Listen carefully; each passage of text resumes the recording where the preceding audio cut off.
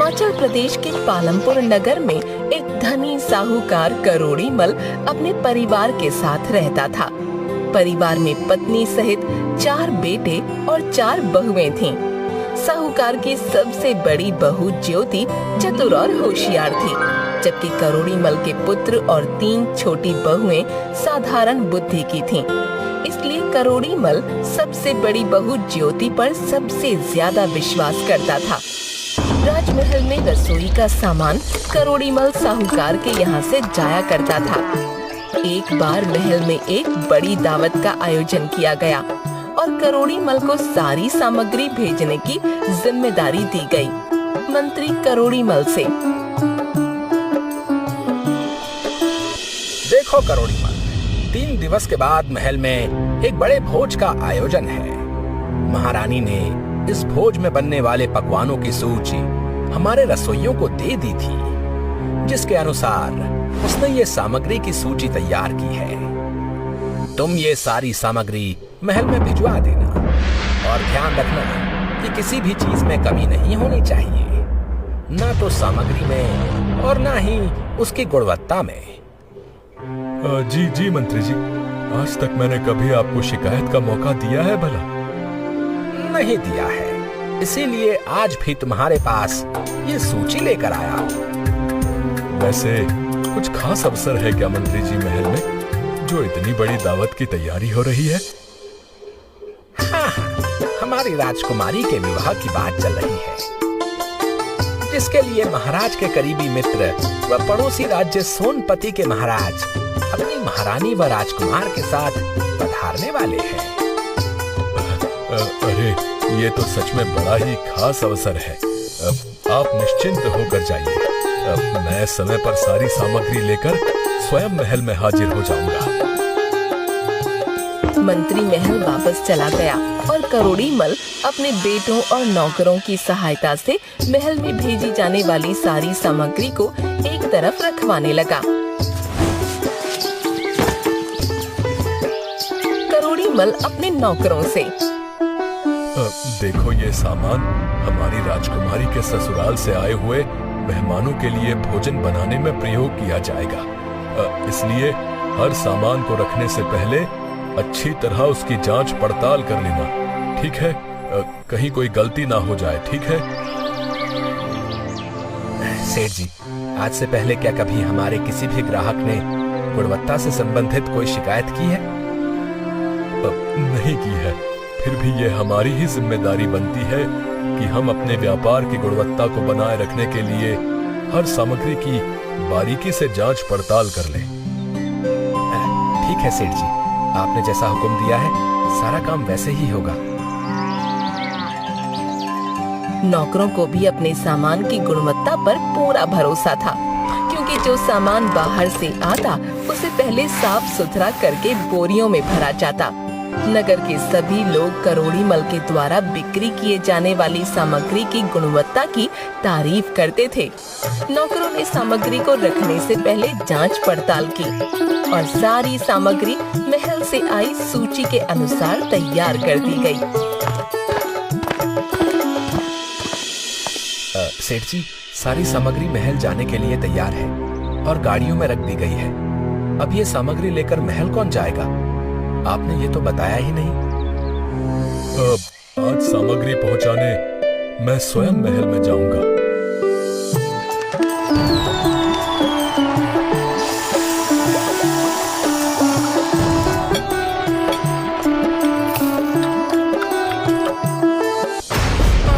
हमारा दांत! सब घबराकर राजकुमार की तरफ देखते हैं। क्या हुआ राजकुमार, आप ठीक तो हैं?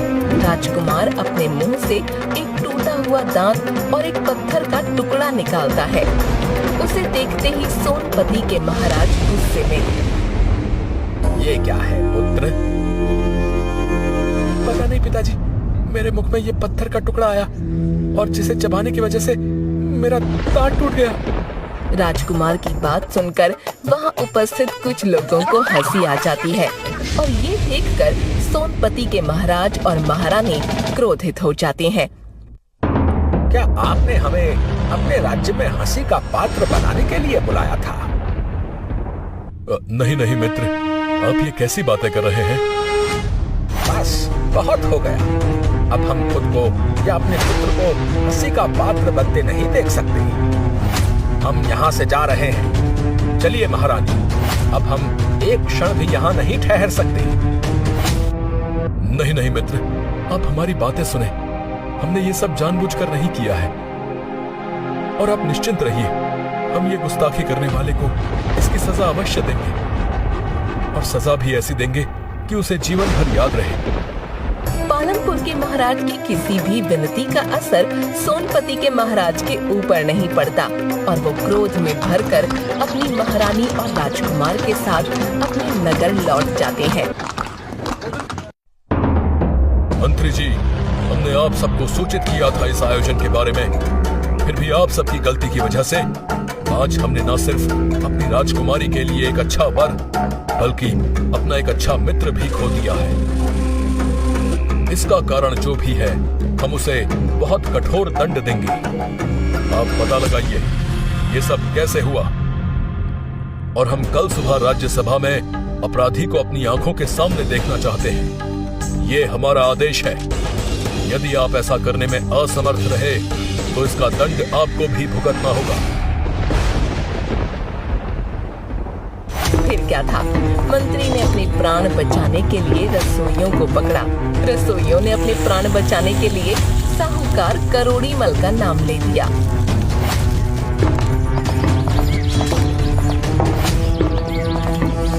मंत्री जी, मुझे क्षमा कर दीजिए। ये सब न जाने कैसे हो गया, जबकि मैंने अपने सभी नौकरों को हिदायत दे रखी थी। हमें कुछ नहीं पता। ये जिम्मेदारी हमने तुम्हें दी थी और तुम्हारी वजह से ही सब कुछ हुआ है। अगर तुमने स्वयं सामग्री की जांच पड़ताल की होती और अपने सामने जांच कराई होती तो ऐसा बिल्कुल भी नहीं होता, और आज हम राजकुमारी का विवाह तय होने की खुशियां मना रहे होते। शायद आपकी बात सही है।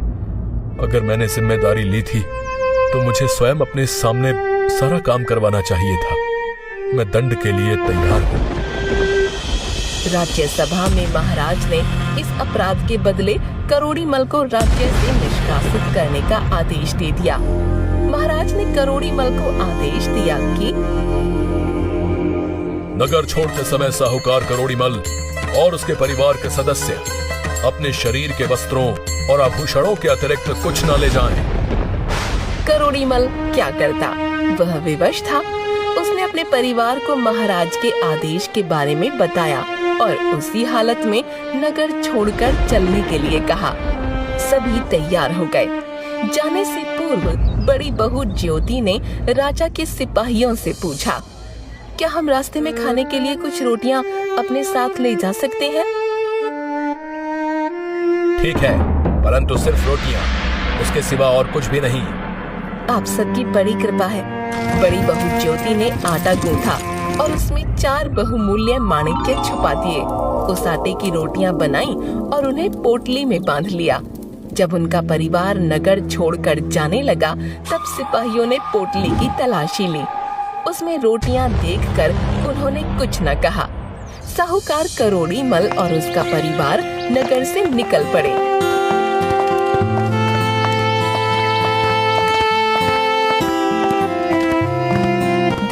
की लंबी यात्रा के बाद रात में वे एक नगर में पहुँचे। वहाँ विश्राम के लिए वो एक धर्मशाला में ठहरे। रात भर विश्राम करने के बाद जब वे उठे तो साहूकार करोड़ी मल, तुम सभी अपने अपने आभूषण मुझे दे दो। उन्हें बेचकर मैं खाने पीने की वस्तुओं और वस्त्रों की कुछ व्यवस्था करता हूँ। तब बड़ी बहू ज्योति ने रोटियों में छुपाए माणिक्य में से एक माणिक्य देकर कहा, पिताजी, आपको आभूषण बेचने की आवश्यकता नहीं है। ये लीजिए माणिक्य, इसे बेचकर कुछ धन की व्यवस्था कर लीजिए। उस धन से रहने के लिए घर का बंदोबस्त हो जाएगा और खाने पीने की वस्तुएं भी मिल जाएंगी, और साथ ही साथ आप व्यापार भी प्रारंभ कर सकेंगे। तुम ये माणिक्य अपने साथ ले आई, ये तुमने बहुत अच्छा किया। अन्यथा न जाने हम सबकी क्या स्थिति होती। मैं अभी इस नगर के सबसे बड़े जौहरी के बारे में जानकारी प्राप्त करता हूँ और उसके पास जाकर इस माणिक्य को बेचकर धन लेकर आता हूँ। तुम सब यहीं पर मेरी प्रतीक्षा करना। करोड़ीमल माणिक्य लेकर सबसे बड़े जौहरी का पता लगाता है और उसे माणिक्य दिखाते हुए कहता है, मुझे ये माणिक्य बेचना है। आप इसका क्या मूल्य दे सकते हैं? कृपया मुझे बताएं। बहुमूल्य माणिक्य देखकर उस जौहरी के मन में लोभ आ गया। वो माणिक्य हथियाने के बारे में सोचने लगा। जौहरी ने साहूकार करोड़ीमल से कहा, ये माणिक्य तो बहुत कीमती है। इसके लिए धन मुझे घर से मंगाना पड़ेगा। मैं अपने नौकर को घर भेजता हूँ, तब तक आप यहाँ आराम से बैठिए। उसने साहूकार करोड़ीमल को एक कमरे में रखी कुर्सी पर बैठने को कहा, जो कच्चे सूत की बनी थी और उस पर एक गद्दा रखा हुआ था। उस कुर्सी के नीचे एक छेद था जो सीधे तहखाने में जाता था। साहूकार करोड़ीमल जैसे ही कुर्सी पर बैठा, कच्ची सूत टूट गई और साहूकार छेद से होते हुए तहखाने में जा गिरा। जौहरी ने फौरन तहखाने का छेद पत्थर से बंद कर दिया और उसके ऊपर पहले के समान कुर्सी रख दी। फिर माणिक्य को तिजोरी में रख दिया। उधर धर्मशाला में सभी करोड़ीमल की प्रतीक्षा करते करते थक गए, मगर वह नहीं लौटा। तब बड़ी बहू ज्योति ने अपने पति को दूसरा माणिक्य देकर कहा, जाओ बाजार जाकर पिताजी को ढूंढो। अगर मिल जाए तो इस माणिक्य को वापस ले आना। यदि न मिले तो माणिक्य बेचकर खाने पीने का सामान और वस्त्र ले आना। ज्योति का पति माणिक्य लेकर बाजार चला गया।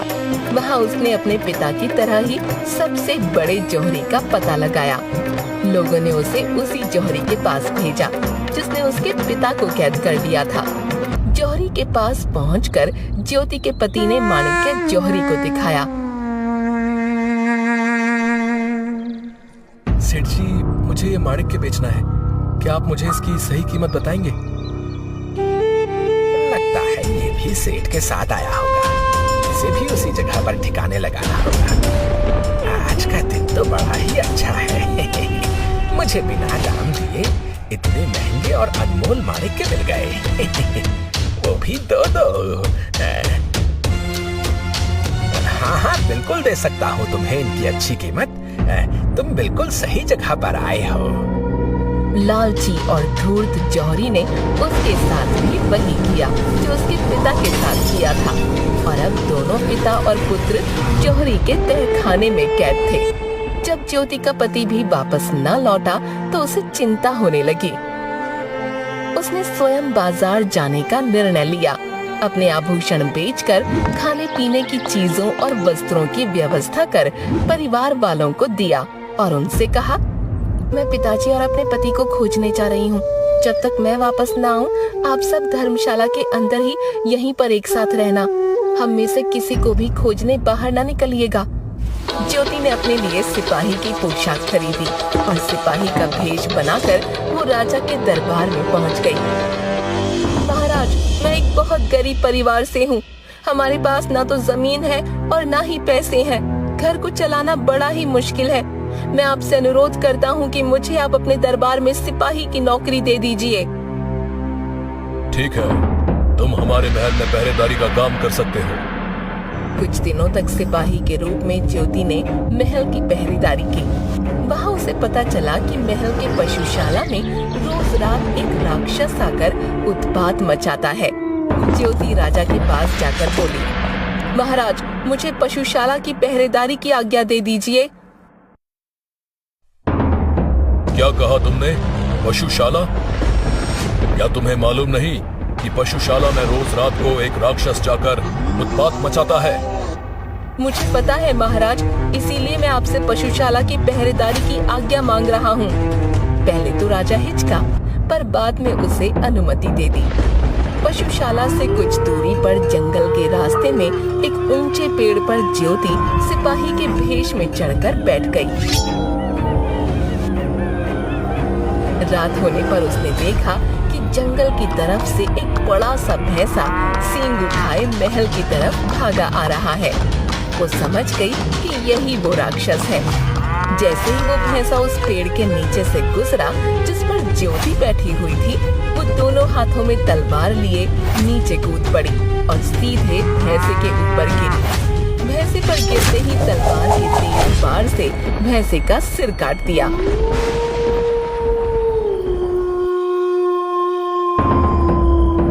राजा को जब ये समाचार प्राप्त हुआ तो वो बहुत प्रसन्न हुआ।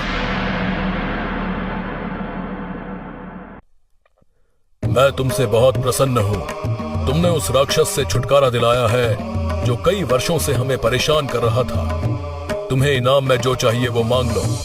महाराज, यदि आप मुझसे प्रसन्न हैं तो मुझे इस नगर की रक्षा का भार सौंप दीजिए और मुझे अधिकार भी प्रदान कीजिए कि मैं यदि किसी अपराधी को देखूं तो उसे स्वयं दंड दे सकूं। हम तुम्हारी काबिलियत से बहुत प्रभावित हैं, इसलिए आज से हम तुम्हें इस नगर का कोतवाल घोषित करते हैं और साथ ही तुम्हें ये भी अधिकार देते हैं कि तुम किसी भी अपराधी को स्वयं दंड दे सकते हो। कोतवाल बनके ज्योति ने अपने पति और ससुर की खोज प्रारंभ की। उसने नगर के सबसे बड़े जौहरी का पता लगाया और उसके पास पहुंची। नगर के कोतवाल को देखकर अहो भाग्य, जो आप हमारी दुकान में पधारे। कहिए क्या सेवा करें? महाराजा शीघ्र ही राजकुमारी का विवाह करने वाले हैं। उनके आभूषण के लिए हमें सुंदर और बहुमूल्य माणिक्य चाहिए। तुम्हारे पास हो तो दिखाओ। जौहरी ने कई माणिक्य दिखाए, किंतु उनमें वह माणिक्य नहीं था जो ज्योति ने अपने पति और ससुर को दिया था। इसलिए वो उन माणिक्यों को नकारते हुए बोली, कोई ऐसा माणिक्य दिखाओ जो राजकुमारी के अनुरूप हो। ये सब माणिक्य तो तुच्छ जान पड़ते हैं। जी कोतवाल जी, अब मैं आपको एक ऐसी चीज दिखाता हूँ जो आपको एक नजर में भा जाएगी। ज्योति माणिक्य देखते ही पहचान गई। ज्योति ने सिपाहियों को आदेश दिया, पकड़ लो इस जौहरी को। ये जौहरी नहीं, चोर है। कोतवाल जी, आप ये क्या कर रहे हैं? मैंने क्या चुराया है? ये माणिक्य तुम्हारा नहीं है, ये तुमने एक साहूकार और उसके पुत्र से छीना है। बताओ तुमने उन्हें कहाँ रखा है? जौहरी समझ गया कि कोतवाल को सब पता है। वो वहाँ से भागने लगा, मगर सिपाहियों ने उसे पकड़ लिया। फिर ज्योति ने पूरी दुकान की तलाशी ली। तब उसे उस कुर्सी के नीचे पत्थर दिखाई दिया। पत्थर हटाने पर नीचे तहखाने में उसे अपने ससुर और पति अधमरी हालत में मिले। उन्हें वहाँ से बाहर निकाला और तुरंत चिकित्सा उपलब्ध करवाई। जौहरी को राजा के सामने प्रस्तुत किया गया। कोतवाल बनी ज्योति ने राजा को सारी बात बताई। इस दुष्ट जौहरी को कैद में डलवा दिया जाए। महाराज, मुझे क्षमा कर दीजिए, परंतु मैं आपको एक सत्य और बताना चाहूँगा। कौन सा सत्य? कोतवाल बनी ज्योति ने राजा को सारा किस्सा बताते हुए सिपाही का वेश हटाकर अपने वास्तविक रूप में आई और हाथ जोड़कर बोली, महाराज, मैं आपका प्रस्ताव स्वीकार नहीं कर सकती। मैंने ये सारा स्वांग अपने पति और ससुर का पता लगाने के लिए किया था। मुझे क्षमा करें। राजा ज्योति की बुद्धिमत्ता और बहादुरी देखकर चकित भी था और प्रसन्न भी। उसने ज्योति को क्षमा कर दिया और उनके परिवार को अपने नगर में बसने की अनुमति दी। साथ ही साथ नया व्यापार आरंभ करने में भी हर संभव सहायता दी।